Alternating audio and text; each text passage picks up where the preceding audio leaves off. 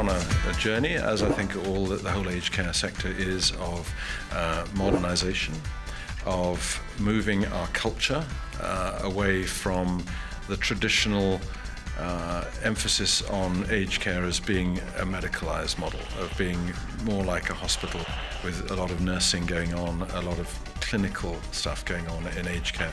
And we're moving as a sector into that realm of supporting people to live well in their communities and in their places that they can call home. So the priorities, I think, for the Australian government, and obviously it builds on the Productivity Commission, the recognition of the demographic challenges, the recognition that there's not enough taxpayer dollars in the system to fund the sort of care services that we have seen in the past. So it's how do you empower the sector to provide a higher quality service with ever tighter resources, but to respond less to the whims of the government and more to the wishes and requirements of the consumer. That's the priority for the sector that has to be followed.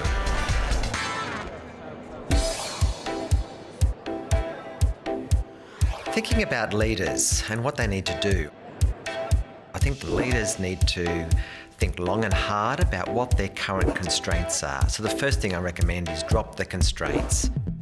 Shake them off. Get rid of the things that are really constraining innovation and flexibility. The next thing might be to listen to customers, work out what older people actually do want. We have this relationship. They trust us, we trust them. So why not use the relationship to work out what older people are saying they want? Because they're the gems of service innovation and the future. The third thing I recommend is that leaders think long and hard about how to seize new opportunities, how to become more innovative than they've ever been before. Get wide in scope and think about being at conferences like this and other places where a lot of leaders come together. Work out what it takes to be quite different for the future. And the last thing is have a go. Seize an opportunity. If it arises, jump on it, try it out, test it, get that kind of innovation, testing, piloting thing going, because it's amazing what can happen. The thing that keeps me awake at night is the issue of people who are not able to access our system because it is fundamentally an economic system that has been created by the government.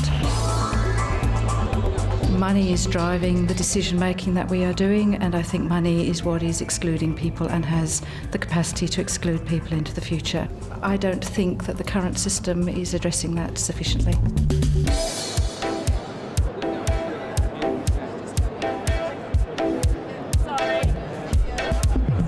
I think the priorities for future reform are to make sure that as we move to the CDC world, which is a very positive initiative, very welcomed, that we don't forget about those who don't have a voice, those who traditionally have been marginalised in services, those that often come from abusive family situations.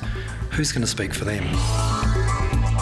So I think improvements in the way we advocate, the way we set up supports for people that are unable to make decisions, that's the group we need to be careful that we don't overlook in this reform process. Who's going to look after them?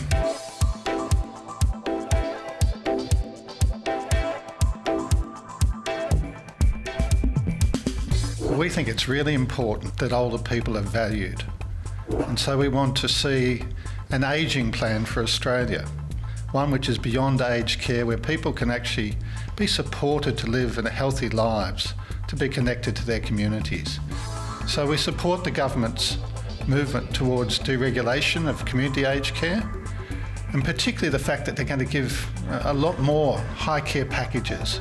So it's going to give people flexibility no matter what their level of need, so that people with special needs, like people from different cultural backgrounds or people from LGBTI communities or homeless older people, can get the care that they need, because we've tailored packages of care to suit them so they can have the care that they require. We're currently part of a very huge reform agenda, but I think the areas we've got to focus more clearly is leadership development, workforce. We heard that from Dr. Robin Stone.